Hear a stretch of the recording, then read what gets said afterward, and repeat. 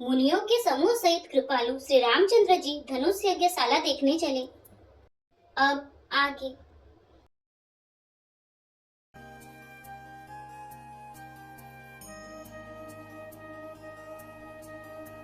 कही मृदु बचन विनीत तिना, बैठा रे नर नारी, उत्तम मध्यम नीच लघु, निज निज थल अनुहारी, सियावर रामचंद्र की जय।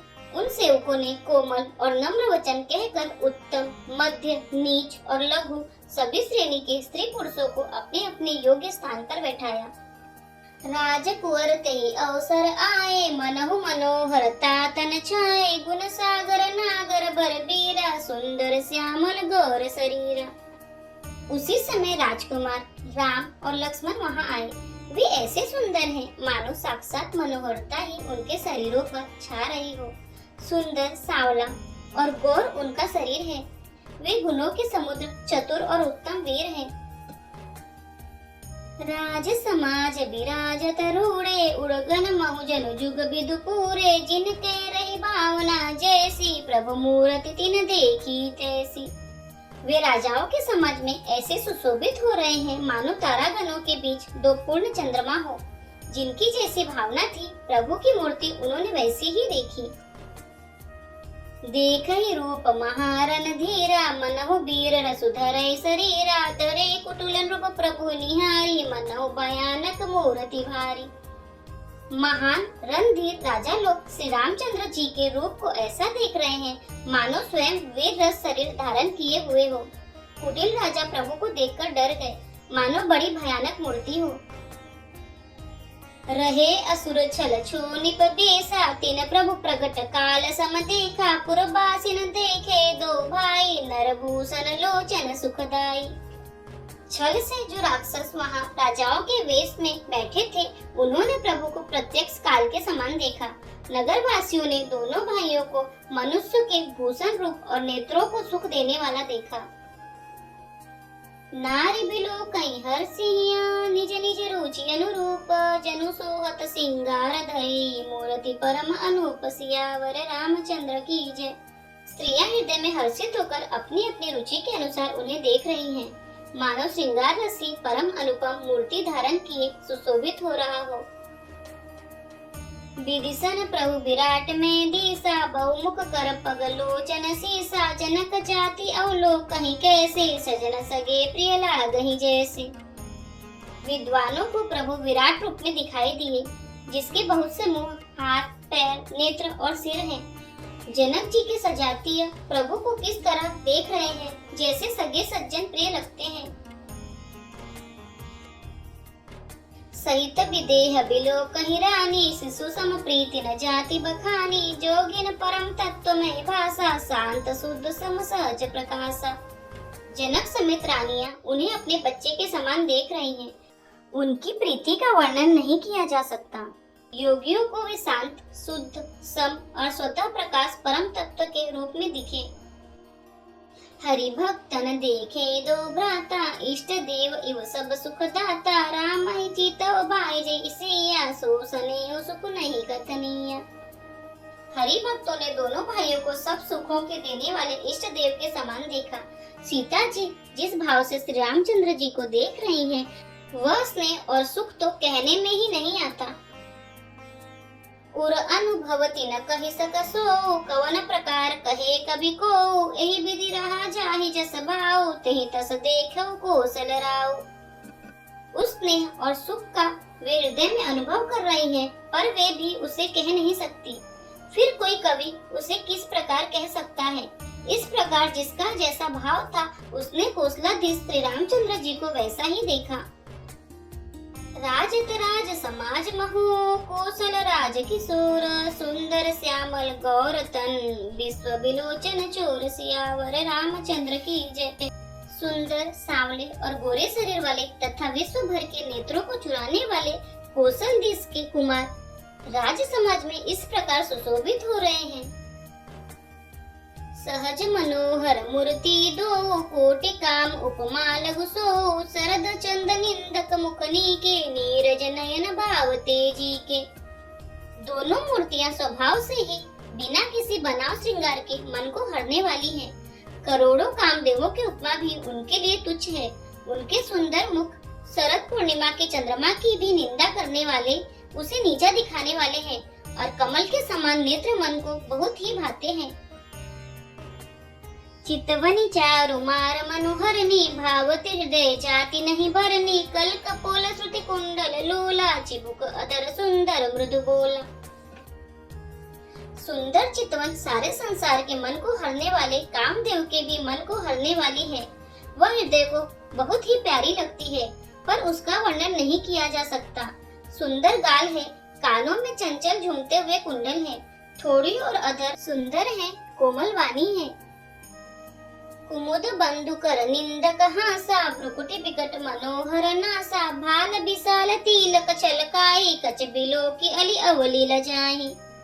हंसी चंद्रमा की किरणों का तिरस्कार करने वाली है, भव में टेढ़ी और नासिका मनोहर है, ऊंचे चौड़े ललाट पर तिलक छलक रहे हैं। काले घुंघराले बालों को देखकर भौरों की पंक्तियां भी लजा जाती हैं। पीत चाओ तनि से रही सुहाई, कुसुम कली पिच पिच बनाई, रेखे रुचिर कंबु कलगीवा, जनु त्रिभुवन सुषमा की सीवा। पीली चौकोनी टोपियां सिरों पर सुशोभित हैं, जिनके बीच बीच में फूलों की कलियां बनाई हुई हैं। संग के समान सुंदर गले में मनोहर 3 रेखाएं हैं, जो मानो तीनों लोकों की सुंदरता की सीमा है। कुंजर मणि कंठा कलित उरन तुलसी का माल, वृषभ कंध के हरी ठवनी, बल निधि बाहु विशाल, सियावर रामचंद्र की जय। हृदयों पर गजमुक्ताओं के सुंदर कंठे और तुलसी की मालाएं सुशोभित हैं। उनके कंधे बैलों के कंधे की तरह ऊंचे तथा पुष्ट हैं। एड़ सिंह की सी है और भुजाएं विशाल एवं बल की भंडार हैं। कटी तुनीर पिटपट बांधे, कर सर धनुष बाम बर कांधे, पित यज्ञ उपबित सुहाए, लख सिख मंजु महाछ बिछाए। कमर में तरकस और पीताम्बर बांधे हैं, दाहिने हाथों में बाण और बाएं सुंदर कंधों पर धनुष तथा पीले यज्ञोपवीत सुशोभित है। नख से लेकर शिखा तक सब अंग सुंदर हैं, उन पर महान शोभा छाई हुई है। देखी लोग सब भय सुखारे, एकटक लोचन चलत न तारे, हर से जन को देखी दो भाई, मुनि पद कमल गहे तब जाई। उन्हें देखकर सब लोग सुखी हुए, नेत्र एकटक हैं और तारे भी नहीं चलते। जनक जी दोनों भाइयों को देखकर हर्षित हुए। तब उन्होंने जाकर मुनि के चरण कमल पकड़ लिए। करी बिनती निज कथा सुनाई, रंग अवनि सब मुनि ही दिखाई, जहाँ जहाँ जाए कुंवर बर दो, तहाँ तहाँ चकित चितव सबको। विनती करके अपनी कथा सुनाई और मुनि को सारी रंग भूमि यज्ञशाला दिखलाई। मुनि के साथ दोनों श्रेष्ठ राजकुमार जहाँ जहाँ जाते हैं, वहाँ वहाँ सब कोई आश्चर्यचकित हो देखने लगते हैं। निज निज रूख राम ही सबु देखा, को न जान कछु मर्म विशेषा, भली रचना मुनि नृप सन कहु, राजा मुदित महा सुख लहु। सबने राम जी को अपनी अपनी ओर ही मुख किए हुए देखा, परंतु इसका कुछ भी विशेष रहस्य कोई नहीं जान सका। मुनि ने राजा से कहा, रंग भूमि की रचना बड़ी सुंदर है। विश्वामित्र जैसे निसप्रिय विरक्त और ज्ञानी मुनि से रचना की प्रशंसा सुनकर राजा प्रसन्न हुए और उन्हें बड़ा सुख मिला। सब मंचन ते मंचु एक, सुंदर बिसद विशाल, मुनि समेत दो बंधु तहाँ, बैठा रे महिपाल, सियावर रामचंद्र की जय। सब मंचों से एक मंच अधिक सुंदर, उज्जवल और विशाल था। स्वयं राजा ने मुनि सहित दोनों भाइयों को उस पर बैठाया। प्रभु देखि सब नृप ही हारे, जनु राकेश उदय भय तारे, असी प्रतीति सबके मन माही, राम चाप तोर बसक नाही। प्रभु को देखकर सब राजा हृदय में ऐसे हार गए, निराश एवं उत्साहहीन हो गए, जैसे पूर्ण चंद्रमा के उदय होने पर तारे प्रकाशहीन हो जाते हैं। उनके तेज को देखकर सबके मन में ऐसा विश्वास हो गया कि रामचंद्र जी ही धनुष को तोड़ेंगे, इसमें संदेह नहीं। बिलु भंजेउ भव धनुष विशाला, मेलहि सिय राम उर्माला, अस बिचारे गौनहु घर भाई, जसु प्रताप बलु तेज गवाई। इधर उनके रूप को देखकर सबके मन में यह निश्चय हो गया कि शिव जी के विशाल धनुष को बिना तोड़े ही सीता जी श्री रामचंद्र जी के गले में ही जयमाला डालेंगी अर्थात दोनों तरह से ही हमारी हार होगी और विजय श्री रामचंद्र जी के हाथ रहेगी। यो सोचकर वे कहने लगे, हे भाई, ऐसा विचार कर यश प्रताप बल और तेज गवाकर अपने अपने घर चलो। बिहसे अपर भूप सुनि बानी, जे अविवेक अंध अभिमानी, तोरे हो धनुष ब्याह अवगाहा, बिन तोरे को कुंवरी ब्याह। दूसरे राजा जो अविवेक से अंधे हो रहे थे और अभिमानी थे, यह बात सुनकर बहुत हंसे।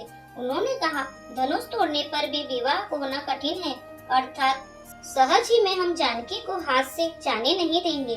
फिर बिना तोड़े तो राजकुमारी को ब्याह ही कौन सकता है। एक बार कालऊ किन हो, सियहित समर जीत हम सो, यह सुनी अवर महिप मुस्काने, धर्मशील हरि भगत सयाने। काल ही क्यों न हो, एक बार तो सीता के लिए उसे हम भी युद्ध में जीत लेंगे। यह घमंड की बात सुनकर दूसरे राजा जो धर्मात्मा हरिभक्त और सयाने थे मुस्कुराए।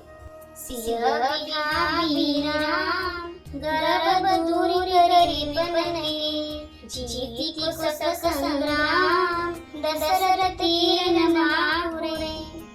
उन्होंने कहा, राजाओं के गर्व दूर करके जो धनुष किसी से नहीं तोड़ सकेगा, उसे तोड़कर श्री रामचंद्र जी सीता जी को ब्याहेंगे।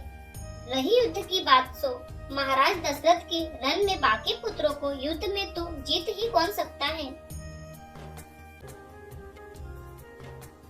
यदि आपको हमारे वीडियो पसंद आ रहे हैं तो वीडियो को लाइक करें, चैनल को सब्सक्राइब करें, कमेंट में जय श्री राम और हर हर महादेव अवश्य लिखें। जय श्री राम, हर हर महादेव।